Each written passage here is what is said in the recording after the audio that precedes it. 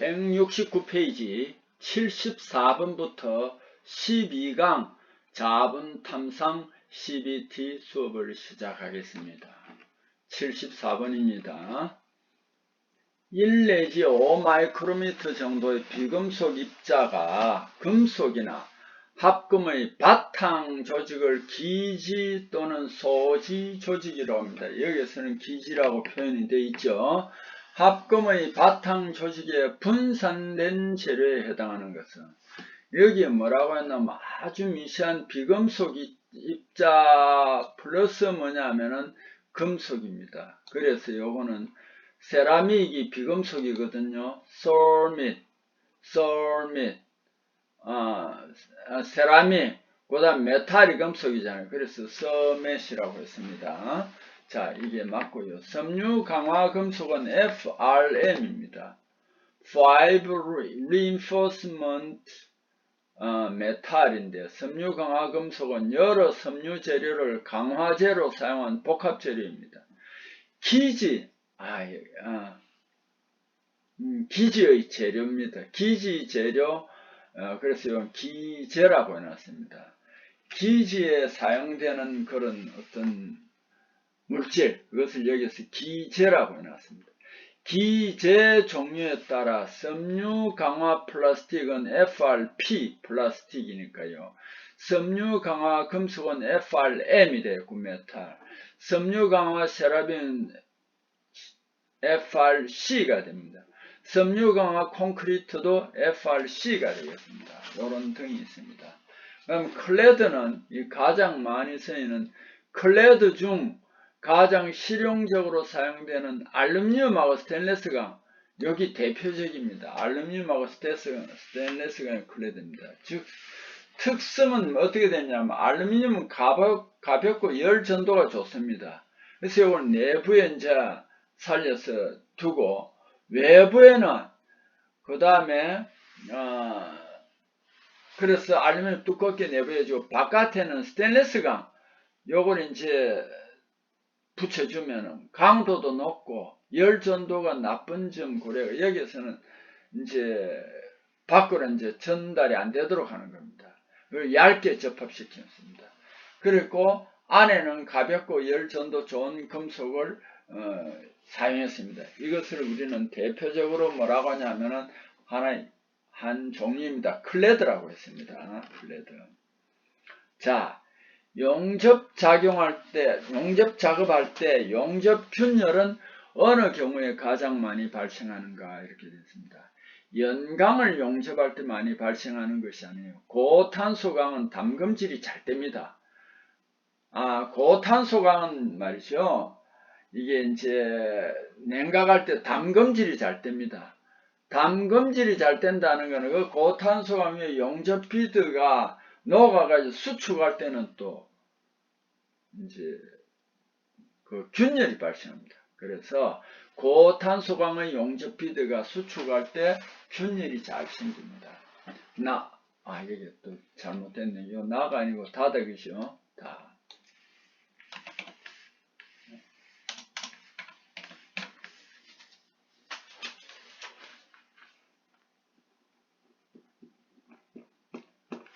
자, 용접 후 논에서 선행할 때 발생합니다. 선행하면 이렇게 균열 같은 게 잘 안 생깁니다.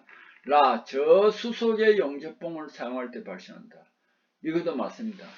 수소가 많은 걸 사용하면 이게 산소와 산화가 잘 됩니다. 그러면 여기에서 냉각하거나 이럴 때 어떤 기포나 이런 거를 해가지고 균열이 생기기 쉽습니다. 그래서 저수속의 용접봉을 사용할 때 발생하지 않습니다. 자, 76. 가스 용접할 때 보호구 공구에 속하는 기구, 장비가 아닌 것은 했는데 이거 지금 앞부분에서도 한번 했습니다. 그림에 한번 나왔어요. 보호안경은 반드시 끼워야 되고, 토치라이트 팁, 제일 끝부분에 용접한 팁인데 그 팁 클리너 맞습니다. 근데 웰딩 홀더는 전기 용접할 때 쓰는 겁니다. 이 부분에서 용접봉을 물려서 용접할 수 있도록 하는 이것을 우리는 웰딩 홀더라고 합니다. 자, 77번. AW300의 교류 아크 용접기 규격상 전류 조정 범위로 가장 적합한 암페어는 해놨습니다. 이것도 여러분이 수식으로 계산하는 게 아니니까 60 내지 330 암페어가 좋다라고 앞부분에서 한번 했습니다. 이렇게 알아주세요. 78번 산소 용접용 산소 용기 취급할 때의 주의사항에 대한 설명이 틀린 것을 해냈습니다. 용기를 취급할 때 가능한 충격을 주지 말아야 합니다. 맞죠? 나 용기 보관 장소는 항상 40도 이상 유지해야 한다. 잘못하면 폭발할 수 있어요. 그죠? 그래서 이거는 되도록이면 서늘한 곳에 이렇게 두는 게 좋습니다. 다 용기를 각종 화기로부터 5m 이상 거리를 두어야 한다. 맞겠죠? 가스 누설 검사를 하기 전에 비누물로 검사를 해야 됩니다. 이게 산소 같은 화기나 이런 데 폭발하면 큰일 납니다. 79번 비금속 개재물 원인이며 모서리나 T이염 등에서 볼 수 있는 것으로 강의 내부의 모재 표면과 평행하게 청상으로 발생하는 것. 이걸 우리는 청상은 라멜라인데 이제 균열이나 이런 게 생기는 거니까 라멜라 테어리라고 합니다. 자, 요게 사실은 제가 이제 tear 이 발음이 상당히 조금 어렵습니다. 그래서 요거 잘 알아두세요. 왜냐하면 이게 균열도 태열이 되고 눈물일 때도 있고 하니까 이 발음이 조금 달라지는데 여기서는 그냥 라멜라 테어로 알아두세요. 80번 200V 전원에 30kV 암페어 교류 아크 용접기를 사용할 때 교류 전원 스위치를 끼울 퓨즈 용량으로 가장 적합한 것을 내놔서 퓨즈 용량 구하는 요거는 산출식이 있으니까 여러분이 얼마든지 구할 수 있습니다. 여기도 이제 킬로볼트는 대문자로 하는 게 좋겠죠. 자, 그러면 한번 봅시다. 퓨즈 용량을 산출하는 것은 1차 입력 킬로볼트 암페어를 전원 전압인 200V로 나눈다 이렇게 됩니다. 200V 분의 30kV 암페어니까 3만 볼트 암페어입니다. 이렇게 하니까 150 암페어가 됩니다. 자, 용접봉 지름 6mm, 용착 효율 65%, 피복 아크 용접봉 200kg F를 사용하되 얻을 수 있는 용착 금속의 중량은 요것도 용착 금속 중량도 이렇게 식이 나와 있기 때문에 여러분이 앞으로는 이 식을 이용해서 이런 문제가 나오면 얼마든지 해결할 수 있습니다. 용접봉 중량 곱하기 효율입니다. 중량은 여기 200kg F니까 곱하기 효율은 0.65입니다. 그렇게 하면은 130kg F가 됩니다. 자, 그 다음 페이지로 넘어가겠습니다. 170페이지 1번부터 다시 시작하겠습니다. 와전류 탐상 시험은 ET, ECT라고 했잖아요. 그죠? 일렉트로매그네틱 테스트 또는 전자 유도 시험이라고 했습니다. 와전류 탐상 시험에서 와전류 분포 및 강도 변화에 영향을 주는 인자와 가장 거리가 먼 것은 이렇게 묻고 있습니다. 자, 와전류 탐상 시험은 전도체사이기 때문에 시험체의 전도도가 필수적이고 시험체 크기 형태도 마찬가지죠. 코일과 시험체 표면 사이의 거리. 자, 근데 여기 접촉 매질의 종류와 양은 이거는 초음파에서 적용하는 거예요. 자, 그리고 와전류 탐상 시험은 금속 부품 검사를 위한 비접촉 방식입니다. 그래서 이 접촉 매질은 접촉하는 거예요. 탐촉자. 그래서 여기서는 그게 아니겠다. 자, 다음 비파괴 탐상 시험. 비파괴 탐상 시험은 NDT죠. 그죠? Non-Destructive Test의 특징 설명한 것 중 가장 부적합한 것은 초음파 탐상은 방사선 탐상보다 두꺼운 것까지 검사할 수 있다. 이거는 적합한 설명이 되겠습니다. 방사선 투과 검사는 원칙적으로 원리적인 측면에서 투과법이다. 맞습니다. 다 침투 탐상 시험에서 표면 개구되지 않은 결함은 검출이 어렵다. 반드시 침투 탐상은 조건이 표면이 개구되어 있어야 한다. 오프닝 되어 있어야 한다. 이런 조건이 있습니다. 초음파 탐상 시험의 초음파 입사 방향과 결함 방향이 평행일 때 탐상 감도가 가장 우수하다. 불연수의 수직일 경우에 탐상 감도가 가장 우수하고 방사선일 때는 평행일 때입니다. 자, 이 관계를 꼭 좀 알아 주셔야 합니다. 자, 2번 침투 탐상 시험으로 미세한 균열을 검출할 때 가장 검출 감도가 좋은 탐상 방법에 해당하는 후유화성은 물로 씻을 때 깨끗하게 씻을 수 있고요. 형광 침투 탐상 시험이 정밀하게 할 수 있습니다. 그래서 후유화성 형광 침투 탐상 시험은 유화제가 기름 베이스일 때는 FB, 물 베이스 유화제일 때는 FD가 되겠습니다. 3번 절대 온도 K를 일반적인 섭씨 온도로 환산하는 공식으로 옳은 것은 273 플러스 도씨입니다. 그럼 10도라면 절대 온도는 283이 되겠죠. 침투 탐상 시험에서 연강 재질을 전처리할 때 가장 부적합한 방법은 침투 탐상 시험에서 연강 재질을 전처리할 때 가장 부적합한 방법은 알칼리 세제 사람들 전기 세제 용제 분무법. 근데 모래 분산을 하지 않습니다. 침투 탐상에서의 전처리, 크기가 작은 제품을 대량 처리할 때는 증기 세척입니다. 현장에서의 가장 간편하게 이용하는 건 용제 제거성 분무법입니다. 작은 제품을 정밀 세척할 때는 초음파 세척이 되겠습니다. 4번 초음파 탐상 시험을 할 경우 두께 측정을 하는 가장 적합한 시험 방법은 공진법이다. 이것도 많이 다루었습니다. 자, 5번 X선 필름에 영향을 주는 후방 산란을 방지하기 위한 가장 적당한 조작은 후방으로 이렇게 직진해가지고 산란해버리면 안 되겠죠. X선 관 가까이 필터를 끼운다. 필름 표면과 피사체 사이 막는다. 두꺼운 마분지로 카세트를 가린다. 두꺼운 납판으로 카세트를 후면 가린다가 아닙니다. 후면 가린다가 아닙니다. 자, 후방산란 요거 이제 죄송합니다. 자, 이런 앞에 거는 말이 안 됩니다. 마분지나 이런 거는 말이에요. 두꺼운 납판으로 제가 죄송합니다. 두꺼운 납판 필름 카세트 후면을 가립니다. 이 방법에 안 그래도 뭐 콜로미터가 앞에는 많이 있었습니다. 그걸 참조하시고요. X선 관 가까이 필터 끼우지도 않고 필름 표면과 피사체 사이 막지도 않고 두꺼운 마분지로 카세트를 가린다. 이것도 아닙니다. 가와 나와 다는 아니고 라가 있습니다. 이 부분은 제가 그다음 한 번 더 말씀드립니다. 저도 이런 걸 다 외우기는 좀 힘든데 이 부분은 앞부분에 여러 번 나와 있습니다. 그래서 여러분이 그 부분을 표시해 두고 꼭 한 번씩 찾아주기 바랍니다.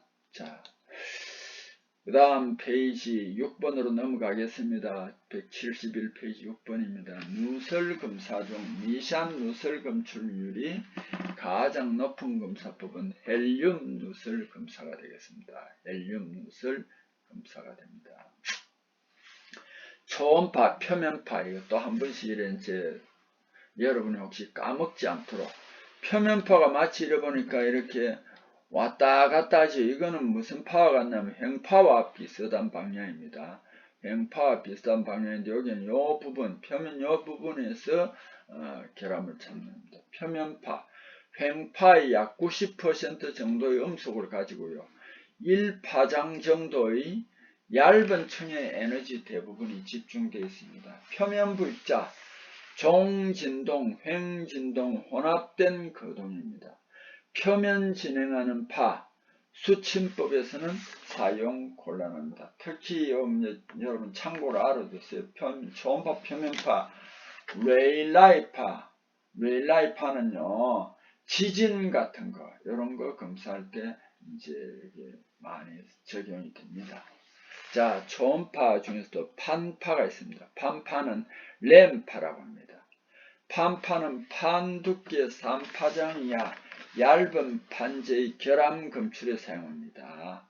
초음파 빔 파장의 반파장 이하 두께 통과하는 파동 양식이고 파의 진행 방향은 그림에처럼 비대칭형과 대칭형으로 나눈다라는 거 알아주시면은 앞으로 이런 초음파에 대해서 어려움 좀 없을 겁니다. 그런데 이 초음파 표면파, 판파는 별로 많이 안 쓰이고요. 우리가 주로 하는 거는 종파, 횡파, 종파는 두께 측정할 때고 횡파가 많이 쓰입니다.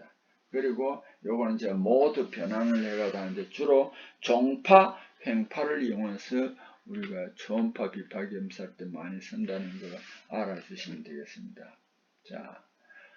7번 초음파 탐상 시험에 사용되는 초음파에 대한 설명으로 틀린 것을 내놨습니다. 파장이 짧아 빛과 같이 직진성을 갖는다. 굉장히 파장이 짧습니다. 여기에 밑에 그림에 있는데 마루와 마루 사이 이걸 파장이라고 합니다. 초음파는 짧아요. 그 다음에 여기 이제 파장 여기에 굉장히 짧은 것은 초음파다. 굉장히 짧아요. 자, 파장이 짧아 빛과 같이 직진성을 갖는다. 맞습니다. 음파보다 낮은 주파수 성분을 가지고 있다가 아닙니다. 초음파라는 말도 그래. 굉장히 음파 속도가 높습니다. 초음파가 전달되는 물질 종류와 초음파의 종류에 따라 초음파의 전자 속도가 결정된다. 맞습니다. 물질 종류에 따라서도 다르고 초음파의 종류에 따라서도 다릅니다. 고체 내에서는 보통 종파와 횡파 두 종류의 초음파가 존재합니다. 주로 종파와 횡파, 고체 내에서는 그렇습니다. 초음파, 종파, L파라고 합니다. 왜냐하면 longitudinal wave이기 때문에 L파라고 합니다. 진행 방향으로, 파동의 진행 방향으로 소밀, 빽빽한 부분을 밀이라고 듬성듬성한 부분을 소라고 합니다. 이 왜 그러냐면 입자가 이렇게 앞뒤로 왔다 갔다 하는데 파동은 거기서 때립니다. 파동이 때릴 때 입자가 뒤로 왔다면 이렇게 빽빽한 부분이 생깁니다. 밀이 되고요. 그 다음에 어느 시간이 지나면 입자가 확 흩어져 나가는데 때리면 이렇게 듬성듬성한 부분이 생겨 빨리 나갑니다. 이것을 소라고 합니다. 그래서 종파를 소밀파라고 합니다. 압축파라고도 하고. 종파는 입자의 진동 방향이 파를 전달하는 입자의 진동 방향과 일치하는 파입니다. 고체, 액체, 기체에서 모두 존재합니다. 그리고 가장 빠른 파에 해당합니다. 초음파, 횡파는 S파, Shear Wave라고 합니다. 전단파라고, Transverse Wave라고 전단파라고 합니다. S파, 전단파. 파를 전달하는 입자가 파의 진행 방향에 대해 수직으로 이렇게 진행하는 파입니다. 그래서 액체와 기체에서는 존재하지 않고 오직 고체에서만 존재합니다. 자, 횡파는 이렇게 왔다 갔다 합니다. 파동의 진행 방향이고 매질의 진동 방향입니다. 그래서 이 횡파와 조금 전에 본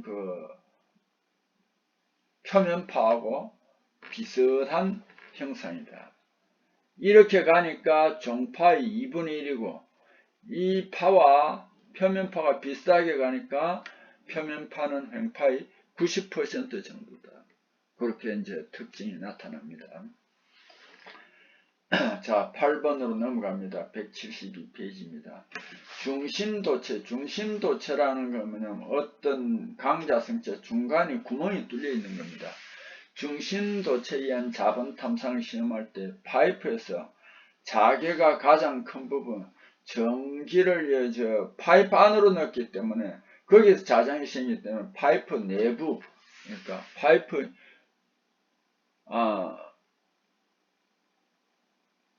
거기서 나번이 맞습니다. 파이프의 내측 표면에서 자개가 가장 크게 발생합니다. 9번 시험체를 압력을 가하는 것을 가압이라고 하고 압력을 줄이는 것을 감압이라고 합니다. 안에 압력을 가하거나 줄여서 일정한 시간이 지난 후 압력 변화를 개척하여 어느 부분에서 압력 부분이 변화가 일어나면 거기에 누설이 된다는 거예요. 개척하여 누설 검사하는 측정 방법은 뭐냐면은 그 압력을 어떤 감에 압력을 주네 그대로 둡니다. 그래서 이걸 방치법에 의한 누설 검사라고 합니다. 방치법에 의한 누설 검사라고 합니다. 10번 자분 탐상시험 적용에 대한 설명으로 적합하지 않은 내용인 것은 자 이런 설명이 있을 때 우리가 잘 읽어봐야 됩니다.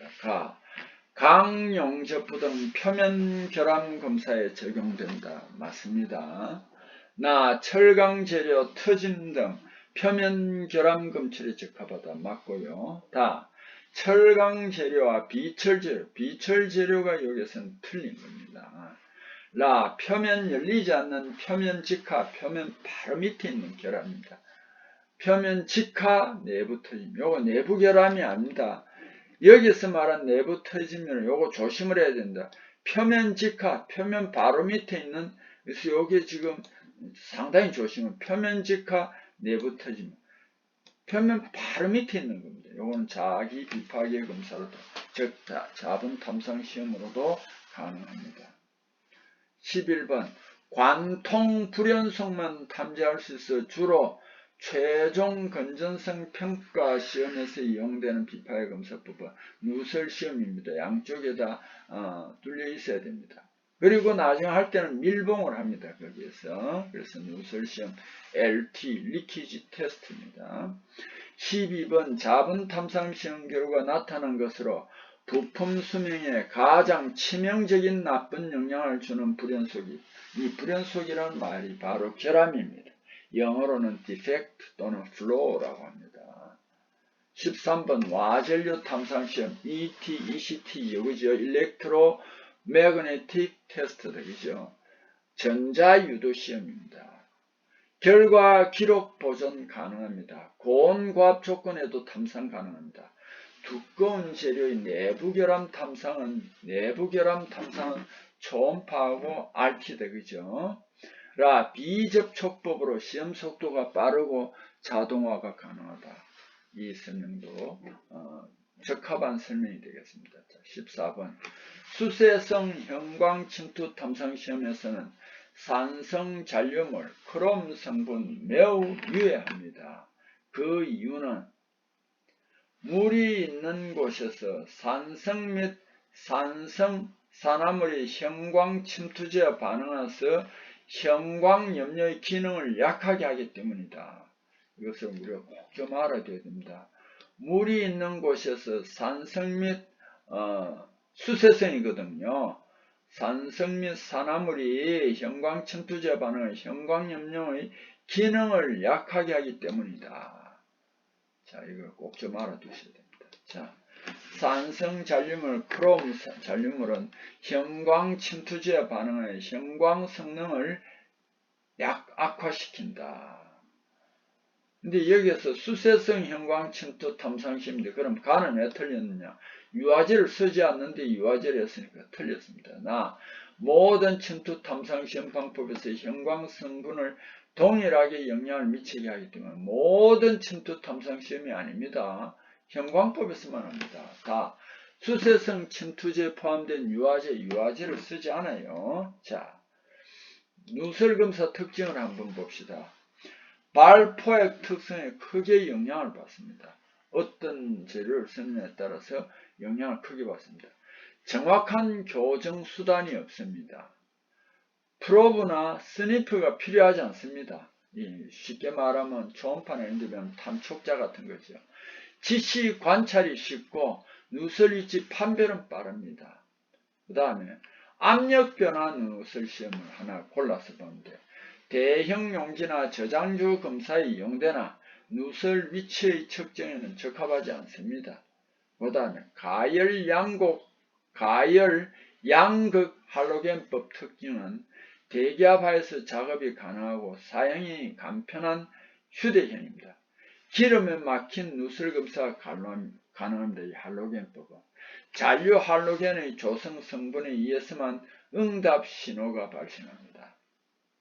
요거는 자, 청상 흐름 누설 측정할 때 시험하는 강도는 누설에 걸리는 압력을 올리면은 좋다. 뭐 요런 등등이 우리가 사실 세밀하게 체계적으로 누설 검사는 배우지 않았지만 이 여기에서 나온 거 부분적으로 이 문제를 풀기 위해서 내놨으니까 한 번씩 어떻게 문제 풀 때 참고를 하면은 아마 도움이 안 되겠나 싶어서 여기서 소개를 하고 있습니다. 자, 그 다음 문제로 넘어가겠습니다. 173페이지. 모세관 현상을 이용하여 균열을 검출할 수 있는 비파괴 검사는 침투 탐상 시험이 되겠습니다. 그렇죠. 침투 탐상 시험 하면은 모세관 현상을 반드시 이용합니다. 자, 그 다음에 강자성체 자분 탐상 시험에서 균열이 검출될 때 균열의 자분이 모이는 원인이 되는 것은 왜 그러냐 하면은 균열이 있으면 자장의 거성을 통과하지 못합니다. 그래서 누설 자석이 되어 그 부분 위로 올라옵니다. 그럼 자석 뿌려놨던 골고 뿌려놨던 자석이 그 부분에 모입니다. 그래서 균열에서 누설 자석이 발생하기 때문입니다. 16번 자분 탐상 시험에서 표면의 불규칙한 부분에 기계적 힘, 중력에 의한 자분이 밀집되어서 결함처럼 나타날 때가 있습니다. 결함처럼 자장의 누설이 아닌 경우 이를 무엇이라 하느냐면 거짓짓입니다. 거짓짓이 의사짓이 유사짓이 부정모양 이런 게 많습니다. 17번 대형 구조물의 용접부를 극관법으로 자분 탐상 시험 할 때 일반적으로 직류보다 교류가 좋은 이유에 해당하는 거죠. 교류가 왜 좋냐? 직류의 경우에는 판 두께의 영향을 받지만 교류의 경우에는 판 두께의 영향을 받지 않습니다. 표면 부분에서 왔다 갔다 하는 표피효과가 있기 때문에.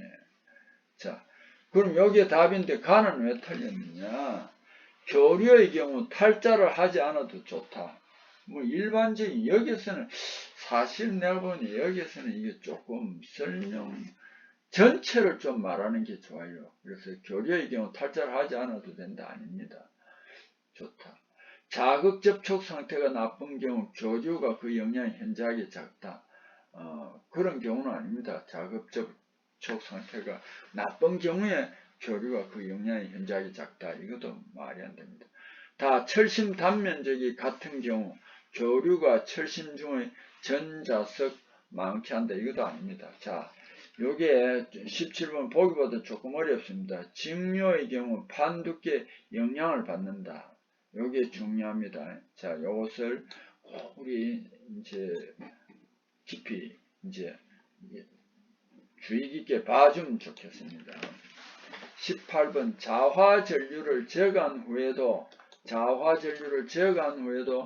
잔류자기를 갖는 자성체의 성질을 우리 뭐라고 하냐 보자성 자기적인 성질을 품고 있는 걸 말합니다. 19번 형광습식에 의한 연속법의 자분 탐상시험 MT 공정을 바르게 나타낸 것은 요거 아마 여러분 그 책에서 조금 아마 오타가 있거나 그럴 겁니다. 그래서 여기에 제가 이제 붉게 해놨습니다. 한번 그렇게 한번 보아주세요. 제가 잘못 본 거는 모르겠는가 하는데 그 여러분 책에 뭐 조금 오차가 있었던 거, 오타가 있는 것 같더라고요. 그래서 이렇게 제가 빨간 표시를 해놨습니다. 전 처리를 하고요. 자화하고 자분 적용을 하고 자화 정리하고 관찰하는 것. 그게 정확한 이제 순서가 되겠습니다. 누설 검사 중에서 할로겐 다이오드 검출 프로브 시험. 이거 뭐 저도 이거 사실 본 건 아닌데 굉장히 다양하게 많죠. 할로겐 다이오드 검출 프로브 시험할 때 검사 부위가 아닌 열린 구멍 모두 밀봉을 합니다. 이때 사용될 밀봉 재료로 잘못된 것은 플러그, 그 크기 모양을 하는 플러그를 막는다. 밀봉 왁스 맞고요. 시멘트, 할로겐 포함물은 아니고 이런 거로 가시면 맞습니다. 플러그라는 거 여러분 왜 집에서 전기 콘센트 코드에 어린애들이 어릴 때 거기에 뭐 젓가락이나 쑤실까 봐서 이렇게 막아두는 거 있죠. 그런 게 플러그입니다. 밀봉 왁스라든지 시멘트 이런 것을 말합니다. 그리고 밀봉제에 말이죠. 할로겐 포함될 때는 의사지시가 나타날 수 있습니다. 그래서 할로겐 포함물이 있으면 의사지시가 나타날 수 있습니다. 비파괴 탐상시험 NDT법에 대한 일반적인 설명으로 잘못된 내용은 자 차분차분 한번 보겠습니다. 자본 탐상시험은 표면 결함 검출에 적용된다. 적합한 설명이고요. 초음파 탐상시험은 작업자의 숙련도에 크게 좌우된다. 굉장히 중요합니다. 침투 탐상시험은 강자 성체만 적용할 수 있다. 자본 탐상시험이 그렇죠. 방사선 투과시험은 검사체 내부 결함 검출할 때 유용하다. 그래서 이 문제에서는 답안이 틀렸습니다.